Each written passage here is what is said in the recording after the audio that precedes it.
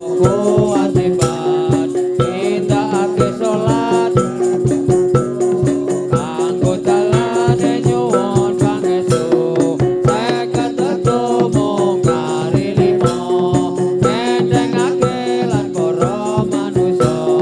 sholat iku penggawe kang mulya ora abot lan ora rekoso para muslimin padha bunga puji syukur ing Gusti Allah kasih raja panggawe tulipo rawo amin tarik aja rojo Nabi Muhammad kedawuhan ing pangeran nopo kewajiban nindakake sholat seket wektu kanggo dalane nyuwun pangestu seket wektu mung kari lima ngedengake lan para manusa sholat iku penggawe kang mulya ora abot lan ora rekoso para muslimin padha bunga puji syukur ing Gusti Allah kasih raja panggawe tulipo rawo Nabi Muhammad kedawuhan pangeran nopo kewajiban nindakake sholat seket wektu kanggo dalane nyuwun pangestu seket wektu mung kari lima ngedengake lan para manusa sholat iku penggawe kang mulya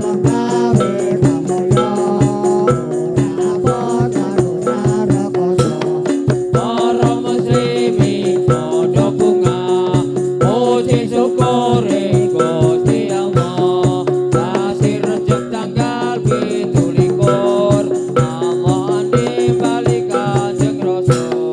ora rekoso para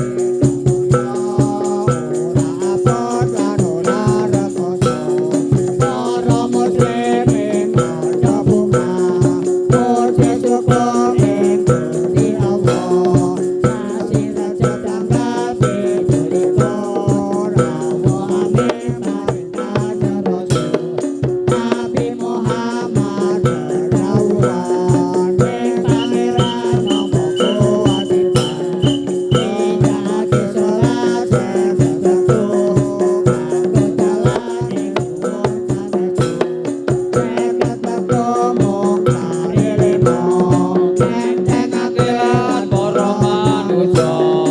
sholat iku penggawe ora abot lan ora rekoso para muslimin padha bunga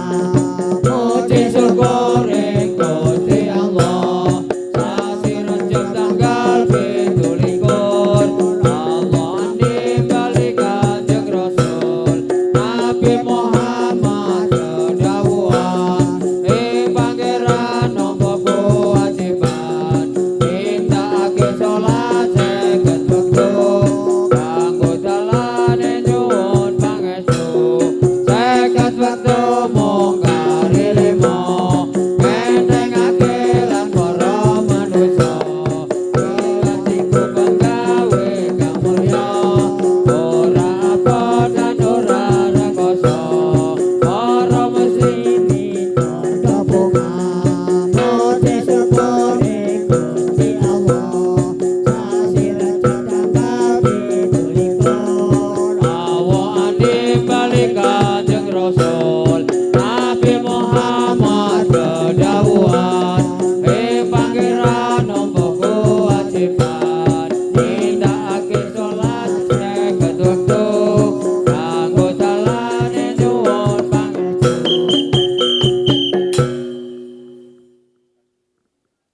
jebret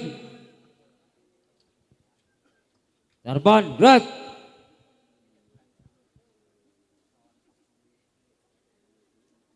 Tegabrek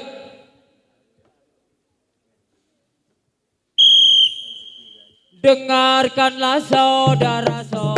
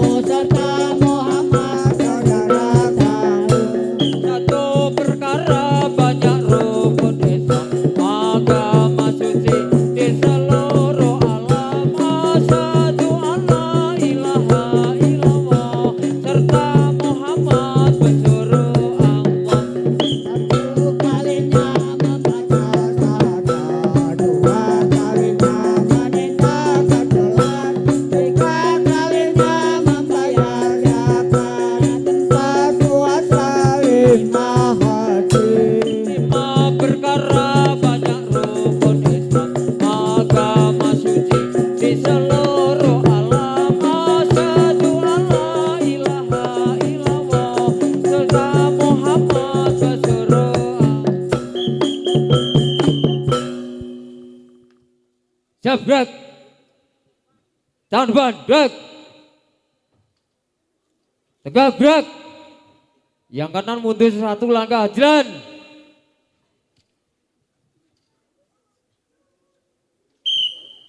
Tinggi gunung kampung melayung, sarung pelekat di pinggir kali, kalau ada yang nona bintang Semarang, lagu keroncong dari kerjaan.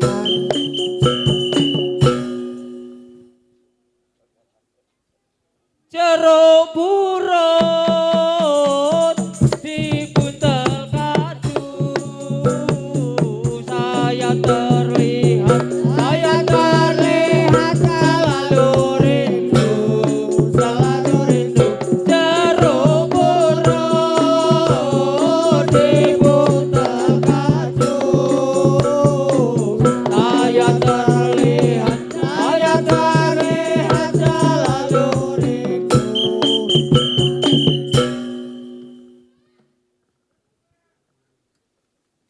Iling-iling wong urip bakal mati, disoteni munggah kena di buntel mori, cucungane rumah tua, tanpa bantal, tanpa kelos. Siap, gerak.